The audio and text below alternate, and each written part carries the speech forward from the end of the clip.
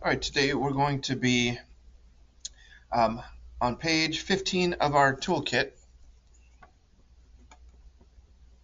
and we'll be talking about multiplying fractions using a rectangle, or in other words, we're finding a portion of a portion,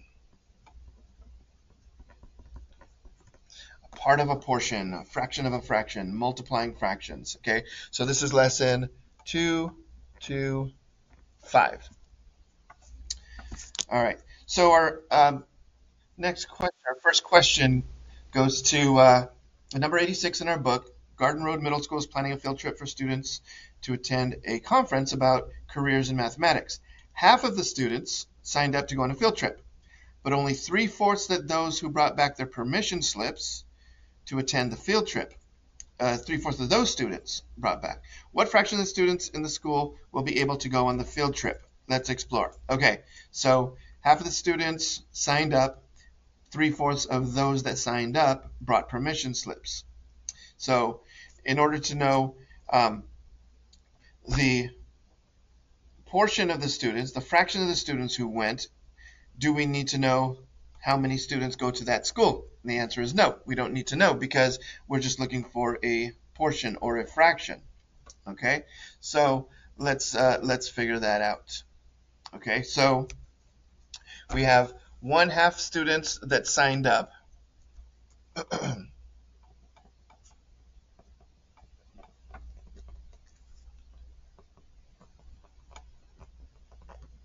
To go on the field trip, and three-fourths of the students brought slips. Okay, so these are the permission slips, and we need to find out, well, what is that portion?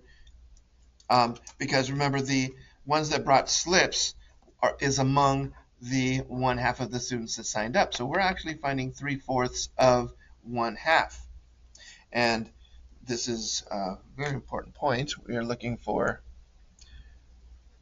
three-fourths of 1/2.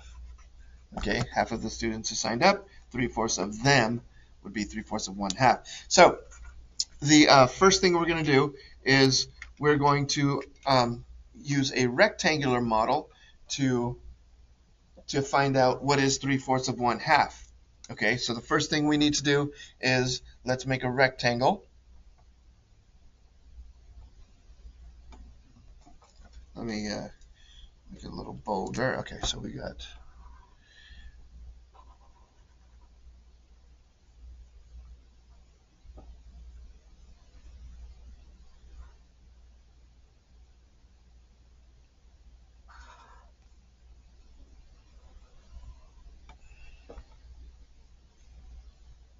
okay, so there's a rectangle that represents the entire student body. Okay, and this first bit of information tells us that 1/2 of the student body signed up to go on this trip. So how can we represent that 1/2 of the students? Okay, and we're going to represent them on this part of the rectangle. And all we need to do is we need to show 1/2 of those students, and we'll represent them by the ones on the bottom half. Okay, so this section right here is 1/2 of the students who are going on the trip. That's 1/2 of the students who are not going on the trip, who signed up to go on the trip. Okay, now the next thing we're going to look at is how are we going to represent three-fourths of the students that brought in those permission slips. Okay, so on the vertical wise, we're going to show three-fourths. So how many pieces do we need to break this number line into, or this rectangle into? We're going to break it into 4 parts. Okay, so there's 1/4, 2/4, 3/4, 4/4. And we're going to shade in how many of those to represent 3/4. Okay, so let's go ahead and shade in 3 of those.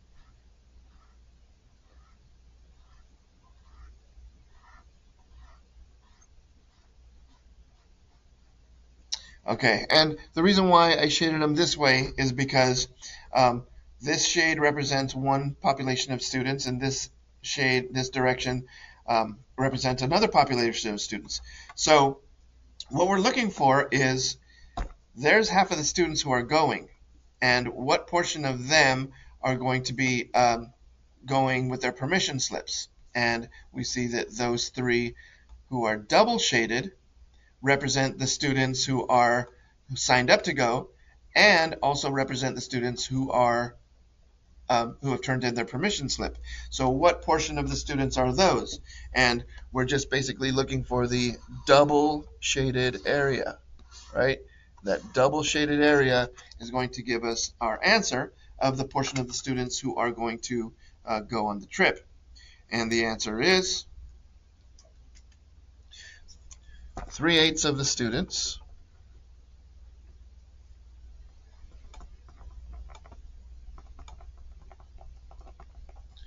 are going.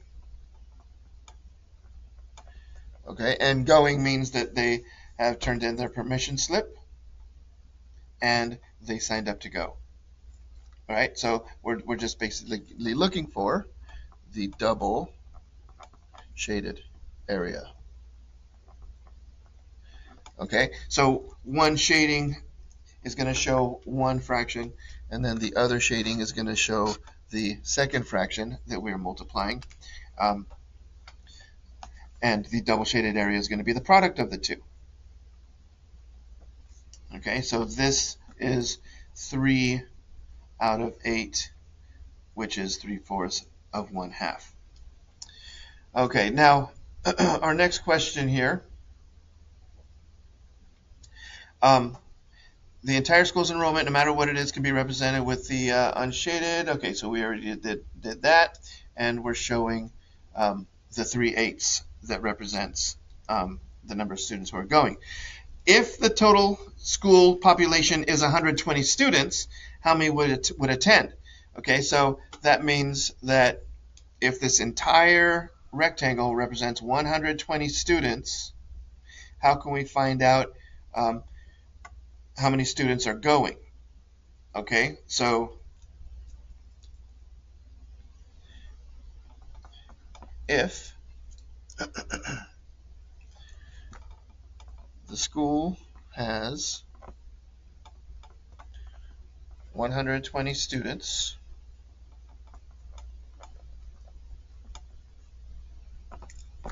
how many students are going? Okay, so how are we going to figure this out?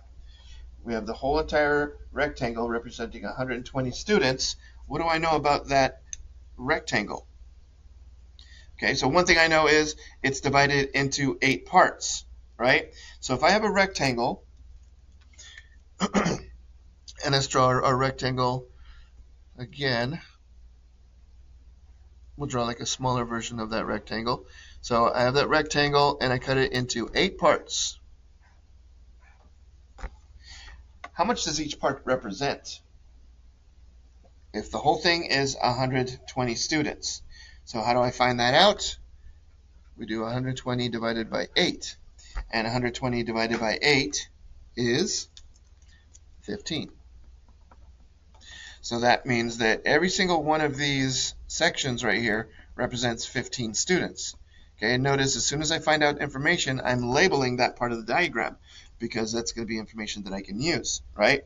So I know that each of these is 15 students. Then I look back up here, well, if all of these are 15 students, how many represent the 3/8 are going to go? And I got 3 of those rectangles that represent it. So these 3 right here represent the students who are going to go because that's 3/8. Okay, so we can say 3/8 of 120 is 45. Okay, so 45 students are going to go on that trip if there are 120 on that campus. And that's how you do the portion of a portion. So we're going to see if that made some sense to you. Let's look at our next question. Joe Dominguez has decided to plant a rectangular flower garden. There's our rectangle, and obviously that's going to represent the entire population of carnations, of flowers. Not the carnations, but the flowers. Joe loves red carnations, and he wants 50% of the garden to be planted with carnations. And 1/3 of the carnations must be red. So draw a rectangle to show that. So 50% are going to be carnations, and 1/3 of the carnations are going to be red. All right, so let's write that information down. We have the example of 1/2 of those flowers are carnations, and then 1/3 of those carnations are red carnations.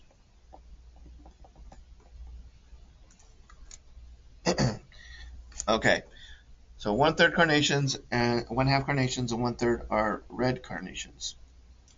So let's go ahead and make our rectangle model.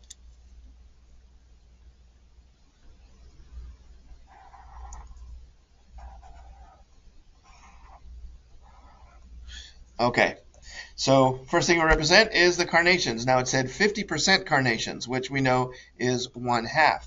So we're going to show that here, 1/2, and then we're going to show 1/3 on the other one. Okay, so we're doing the area model to show that product. Okay, so first, here's what you should have for the 1/2. We're representing it with 1 shaded out of 2, and then 1/3. You should have one of those shaded out of 3. Now, what is the doubly shaded area? We can see that the doubly shaded area is this one here, and what portion does that represent? And let's write a multiplication expression showing that. Okay, so this is 1/2 times 1/3, which equals, what does that represent? 1 out of 6. Okay, so to answer our question, what portion of those carnations are red carnations? Here's the carnations, here's the red flowers. Those are 1/6 red carnations.